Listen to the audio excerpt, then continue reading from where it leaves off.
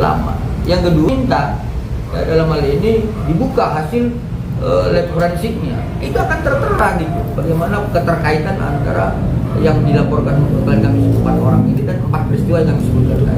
Seperti itu. Bisa dibilang sebelum menuju kegiatan sebutkan kemarin yang kita ketahui yang dilaksanakannya sidang gugatan perdata terhadap klien ada Ya, sekali reputasi ya. Kalau itu saya serahkan kepada ahli audiensi. Nah, ini dia. Audiensi pada Kabupaten Tulungagung. Siapa? Ya, jadi saya kembali kepada penjelasan awal bahwa dalam kasus ini ada 3 kelompok uang, ya, selalu masuk pidana. Kelompok pertama itu 4M, yang katanya uang tutup mulut, ya, istilahnya pemerasan. Ya.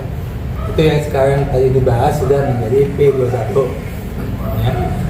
Nah, kemudian ada lagi kelompok uang 100M, ya,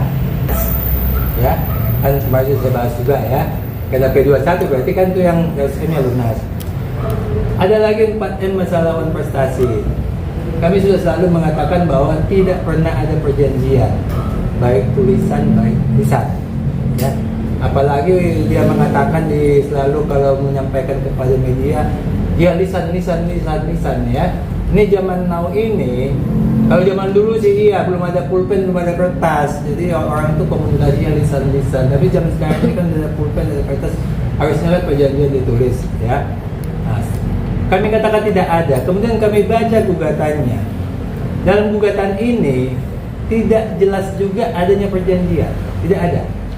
Yang ada adalah potongan-potongan cerita, ya, potongan-potongan cerita yang harus dikumpulkan, disatu-satukan, ya. Jadi ini sebenarnya masih teka-teki, dalam gugatannya masih teka-teki.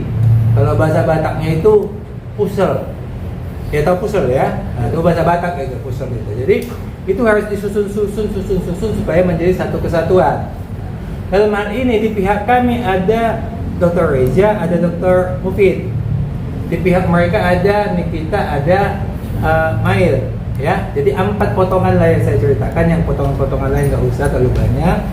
Potongan pertama adalah Dr. Reza dengan Nikita chatting WA, ya, chatting WA. Nah, potongan kedua adalah Dr. Reza ada komunikasi melalui HP telepon dengan Mail. Ini potongan kedua, ya. Potongan ketiga adanya Dr. Mufid dengan Nikita. Potongan keempat ada Dr. Mufid dengan Mail. Nah, inilah yang disebutkan di dalam gugatan itu 4 potongan ini. Masih ada yang kecil-kecil potongan-potongan, ya. Ini harus disatukan semua ini 4 potongan ini. Ya, kalau ini dipisah tidak punya makna sama sekali. Kalau digabung-gabung juga maknanya juga nggak kelihatan, ya, karena dikatakan perjanjiannya adalah antara Reza dengan Nikita. Lantas yang potongan 3 lagi ini apa namanya? Ya, ini yang dibilang adanya Dr. Reza dengan Nikita itu chatting-chattingan WA, ya. Nah, jadi sekarang gini, saya kasih contoh lagi analoginya. Biasanya cowok itu kalau nembak cewek melalui WA, itu kan di chatting tuh ceweknya tuh kan, supaya ceweknya mau, ya kan, sebagai bukti cintaku akan kupetik bintang, kan begitu kan, akan kupetik bintang bagimu katanya. Akhirnya cewek oke lah kalau dipetik bintang buktinya, oke saya mau, ya. Nah, ternyata setelah sebulan 2 bulan jadian, bintangnya nggak dipetik. Si cewek menggugat prestasi ingkar janji ke pengadilan, ya, dia gugat lah ini ingkar janji. Hakim tanya, mana bukti janjinya yang dia ingkari? Ditunjukkan WA. Ini Pak Hakim, ini WA-WA ini janji. Hakim akan ketawa, tidak cukup dengan WA-WA ini jadi timbul perjanjian, ya. Nah, samalah halnya seperti ini. Jadi yang dikatakan itu adalah Dr. Reza itu chatting-chattingan dengan Nikita.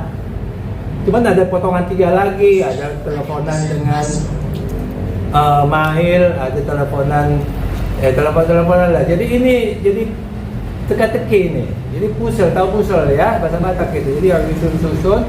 Kalau nggak sanggup menyusunnya, ya seperti kami menyusunnya ini lucu. Kalau misalnya puzzle itu gambar manusia, itu kan kalau disusun akan timbul kepala di atas, pundak, perut, kaki di bawah. Kalau puzzle-nya Marga ini kami susun, itu kakinya dua di atas, kepalanya di tengah, tangannya di bawah. Jadi nanti kita akan minta supaya penggugatnya jelaskanlah puzzle-nya ini seperti apa sih sebenarnya supaya bisa kaki ini di bawah, kepalanya di atas.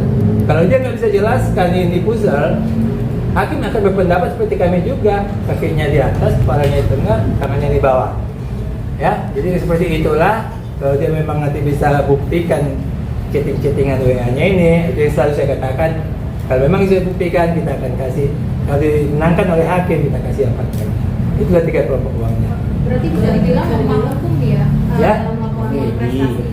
Ya, boleh dibilang komedi. Makanya kami juga menjawabnya seperti ini. Sebab begini, kami tidak mungkin membuka kasus ini karena belum sidang. Ya, kalau nanti kasus ini kami buka seperti dilakukan oleh penggugat, akhirnya timbul opini-opini ahli hukum. Ya, nanti hakim itu akan memutuskan, ya sudah, ini sudah dibuka di lapangan sana, di jalanan, ahli-ahli hukum sudah bicara, ya udah kita nggak usah sidang lagi, itu aja lah putusannya, kan gitu kan? Jadi kita nggak mau buka lah sampai ke detail, tapi pada waktunya kita akan ungkap semua perkara ini. Bang, balik ke yang tadi Oke. P21, mungkin untuk ke tahap 2-nya sendiri kan nggak butuh waktu lama ya. Kalau untuk disidangkan dari pihak Reza Galaxy udah siap. Kok sudah? Jadi P21 itu biasanya tahap 2 kan sudah P21 sudah dinyatakan oleh pihak kejaksaan. Untuk tahap 2 ini P21 tahap 2-nya itu tergantung pihak penyidik. Penyidik yang akan menyampaikan nanti. Itu kami tidak bisa membatasi waktu. Tapi kami bahwa jangan sampai habis masa tahanannya. Kelamaan juga nanti masa tahanan habis. Jadi secepatnya lah supaya ini diserahkan kepada tahap 2-nya kepada Kejaksaan Tinggi. Itu aja sih sebenarnya. Kami harapan kami kepada penyidik.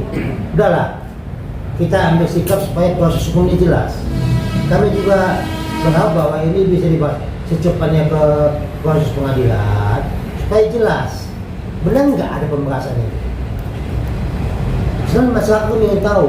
Selama ini kan masyarakat menduga-duga yang katanya. Tapi dengan ada proses persidangan, benar tidak ada pembahasan ini? Jelas nanti. Kami juga akan buka semua apa pembahasan sebenarnya. Kalau saat ini memang kami batasi, baik itu di pidana maupun di perdata. Karena kalau di perdata kan masih tahap awal, jadi kami tidak akan buka. Pidana juga nanti kalau sudah masuk persidangan, hal ini kami kan diwakilkan oleh jaksa untuk menyampaikan masalah ini ke pengadilan. Memang pihak klien kami hanya sebagai saksi. Ini semua tanggung jawab jaksa untuk membuktikan benar atau tidak P21 itu. Tapi untuk sidang pasti siap ya Bang berarti? Ya. Siap, itu pasti. Kalau kita kan sudah yakin, makanya kita bukan LP ke Polda. Kalau nggak yakin kita nggak akan kita masukkan LP. Untuk apa kejadian sia-sia? Tapi karena keyakinan kita penuh, makanya kita buat LP di Polda. Seperti apa yang sebelum P21 ini, kita yakin P21 hanya masalah waktu. Karena keyakinan kita sesuai dengan fakta-fakta hukum, bukan katanya. Ini terbukti bahwa hari ini sesuai dengan keterangan pihak Kejaksaan Tinggi dinyatakan P21. Jelas bagi kita bahwa ini bukan hanya katanya, tapi institusi negara, yaitu Kejaksaan Tinggi menyatakan P21. Terkait update hari ini mungkin dari Dokter Eja sudah ada komunikasi yang disampaikan mungkin apa gitu Bang? Ya, jadi pada saat tadi beredar informasi ya oleh pihak Kejaksaan Tinggi DKI, mungkin klien kami sudah mengetahuinya dari media. Kemudian kami sudah berkomunikasi by phone ya, tapi belum bertemu. Ya, pada prinsipnya seperti yang kami sampaikan dari awal, bahwa sebenarnya yang dilaporkan oleh klien kami ini bukan hanya 2 orang yang dalam status P21 sekarang, tetapi ada 4 orang. Nah, kalau dipertanyakan kembali dan terus dipertanyakan, bagaimana sikap klien kami?